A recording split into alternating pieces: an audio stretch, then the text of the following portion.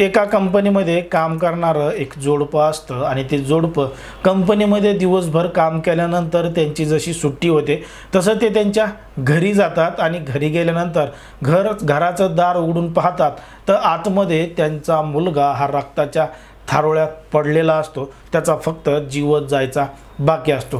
तात्काळ ते दोघं जण त्याला उचलतात आणि जवळच असणाऱ्या सरकारी दवाखान्यामध्ये ॲडमिट करतात। सरकारी दवाखान्यामध्ये ॲडमिट केल्यानंतर डॉक्टरसुद्धा तात्काळ त्याच्यावर उपचार चालू करतात। मात्र काही वेळानंतरच डॉक्टर सांगतात की आम्हाला माफ करा, आम्ही त्याला वाचवू शकलो नाही। कदाचित तुम्ही जर त्याला लवकर आणलं असतं तर नक्कीच आम्ही त्याला वाचवू शकलो असतो, मात्र आता वेळ निघून गेलेली आहे, तो या जगात राहिलेला नाही। आता त्या मुलाच्या आईवडिलांना हे ऐकून एक मोठा धक्का बसला होता आणि एका मुलाला घरामध्ये जाऊन कोणी मारलं होतं हाच एक मोठा प्रश्न उपस्थित झाला होता। नेमकं काय घडलंय त्या मुलासोबत, कुठली आहे घटना, हे आपण सविस्तर जाणून घेणार आहोत। पण जर तुम्ही अजूनही आपलं चॅनल सबस्क्राईब केलं नसेल तर लगेचच सबस्क्राईब करून घ्या आणि बाजूला असणाऱ्या बेल नोटिफिकेशनला सुद्धा ऑन करायला विसरू नका। आता ही जी घटना आहे ती घटना आहे आपल्या राष्ट्रीय राजधानी दिल्लीची। दिल्लीमध्येच एक परिसर आहे नेराला परिसर आणि याच पोलीस स्टेशन अंतर्गत घडलेली ही घटना आहे। नेरला पोलीस स्टेशन अंतर्गतचा जो काही परिसर आहे तो MIDC परिसर आहे आणि त्याच MIDC परिसरामध्ये काम करणारं एक कुटुंब होतं, एक दाम्पत्य होतं आणि ते दाम्पत्य नेहमीप्रमाणे त्या कंपनीमध्ये कामाला जायचं। पण एक दिवस असंच 3 सप्टेंबर रोजी संध्याकाळी 8च्या सुमारास ते जेव्हा कंपनीचं काम संपल्यानंतर घरी आले आणि घरी आल्यानंतर घराचं दार उघडून पाहिलं तर त्यांचा मुलगा हा रक्ताच्या थारोळ्यात पडलेला होता। फक्त त्याचा जीव जायचा बाकी होता। गंभीर स्वरूपाची दुखापत त्याला झाली होती। या दोघांनीही त्याला बघितलं की यांना मोठा धक्का बसला। लगेचच त्याला उचललं आणि जवळच्या सरकारी दवाखान्यामध्ये ॲडमिट केलं।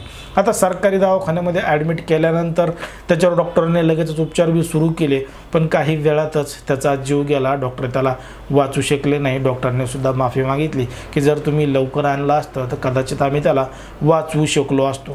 आता प्रत्यक्षदर्शी असं वाटत होतं की याच्यावर प्राणघातक हल्ला झालाय म्हणून त्याचा खून झालाय।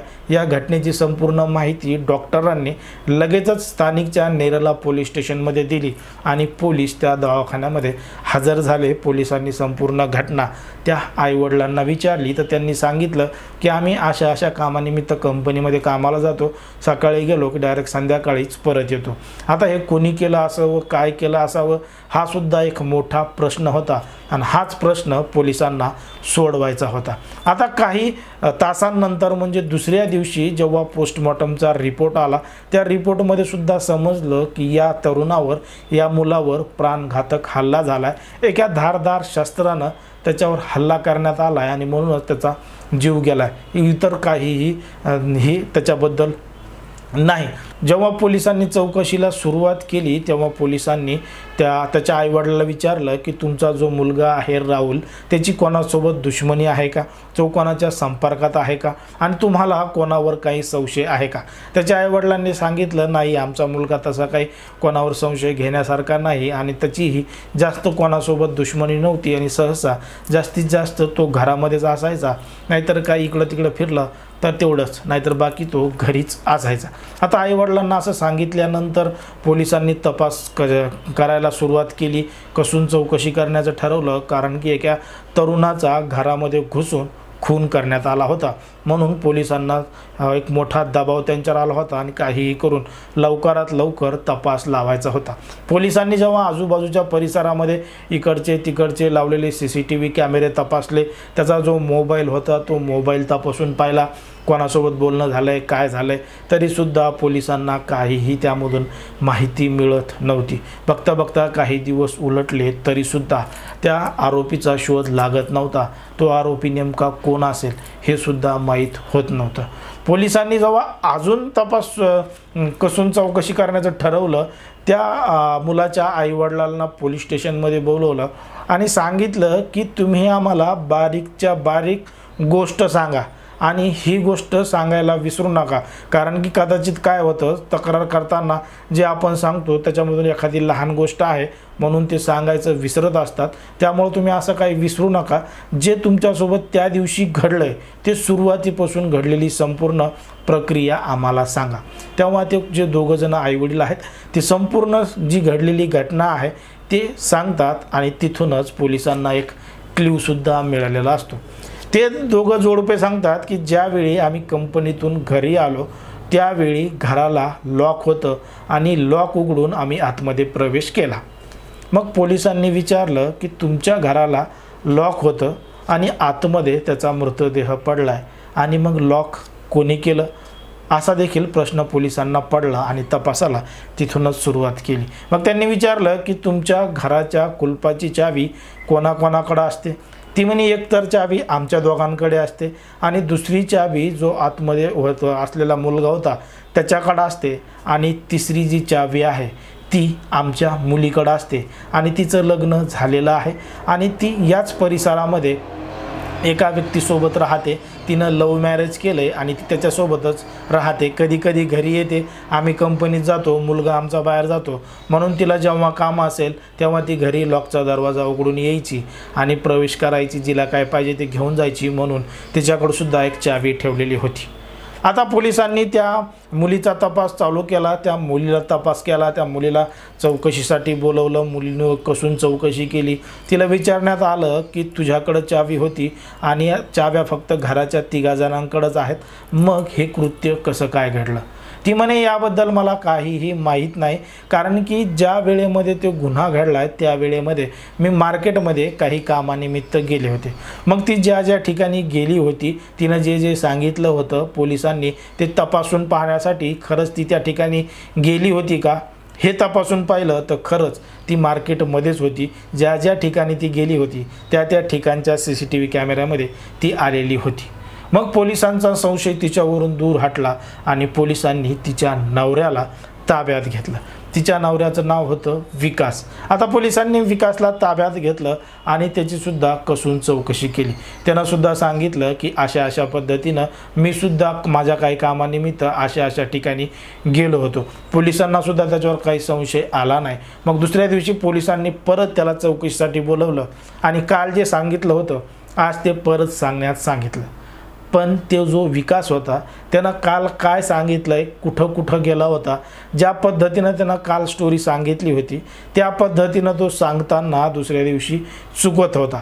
कधी आधी ज्या दुकानात गेला होता त्याचं नाव शेवटी सांगायचं, तर शेवटी ज्या दुकानात गेला होता त्याचं नाव आधी सांगायचा. अशा पद्धतीनं त्याच्या स्टोरीमध्ये गडबड झाला आणि तो खोटं बोलतोय असं पोलिसांच्या लक्षात आलं.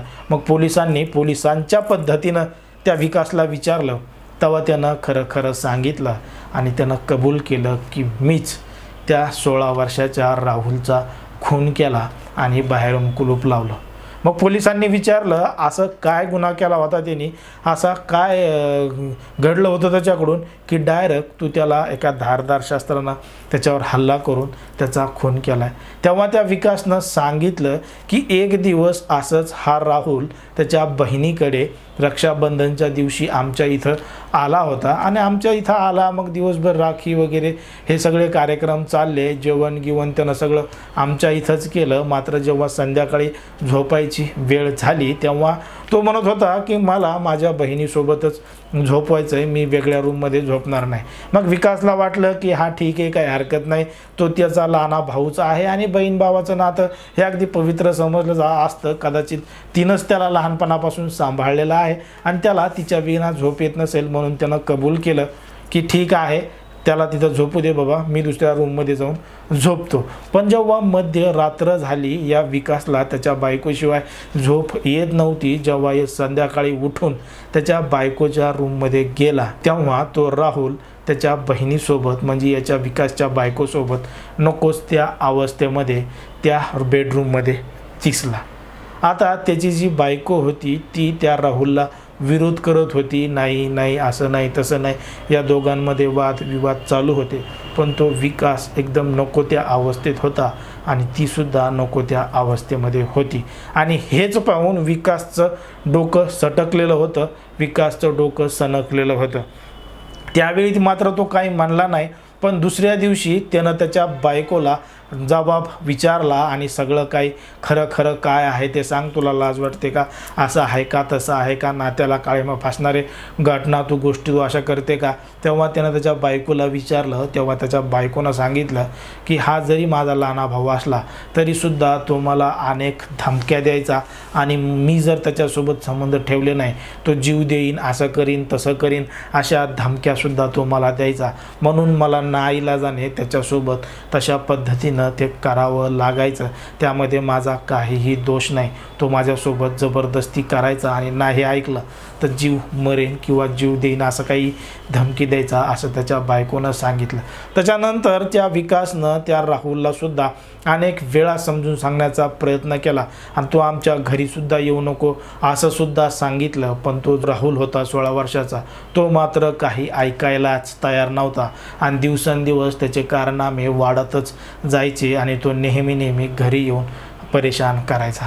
मग एक दिवस असंच त्याच्या घरी कोणी नव्हतं, त्याचे आई वडील हे कंपनीमध्ये कामाला गेले होते आणि यानं घराची दुसरी चावी घरून घेतली आणि तिच्या बायकोला न सांगता तिच्या घरी गेला आणि त्या राहुलवर हल्ला केला आणि त्याला ठार केला. आता पोलिसांनी त्याला अटक केली आहे. कायदेशीर कारवाई त्याच्यावर सुरू आहे. जे काही गंभीर स्वरूपाचे गुन्हे आहेत ते त्याच्यावर दाखल केलेत आणि त्याला जेलमध्ये सुद्धा पाठवण्यात आलेलं आहे.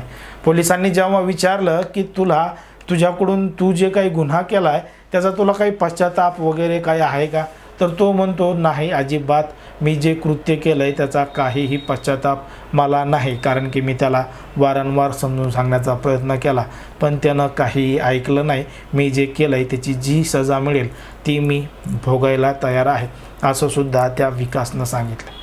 एकंदरीत या अशा घडणाऱ्या घटनांवर, नात्याला काळीमा फासणाऱ्या घटनांवर त्या विकासनं जे केलं होतं ते बरोबर होतं का चूक होतं, पण कायद्याच्या स्वरूपानं, कायद्याच्या दृष्टीनं ते एक गंभीर स्वरूपाचा गुन्हा होता. जर त्याला त्याचा एवढा राग आला होता तर त्यानं ती गोष्ट त्याच्या आईवडिलांना सांगायला पाहिजे होती, त्याच्या आईवडिलांच्या लक्षात आणून द्यायला पाहिजे होती आणि तरीसुद्धा नसतं ऐकलं तर त्याला पोलिसांच्या हवाली करायला हवं होतं. पण त्यानं विकासनं उचललेलं हे एक गंभीर स्वरूपाचं पाऊल होतं. तरीसुद्धा आता त्याला त्याच्या केलेल्या कामावर काहीही पश्चाताप नाही आहे. पण एकंदरीत या संपूर्ण घटनावर, या संपूर्ण प्रकरणावर तुम्हाला काय वाटतं हे अगदी स्पष्टपणे कमेंटमध्ये सांगा आणि अशाच पद्धतीचे नवनवीन व्हिडिओ पाहण्यासाठी आपल्या चॅनलला लगेच सबस्क्राईब करून घ्या. धन्यवाद.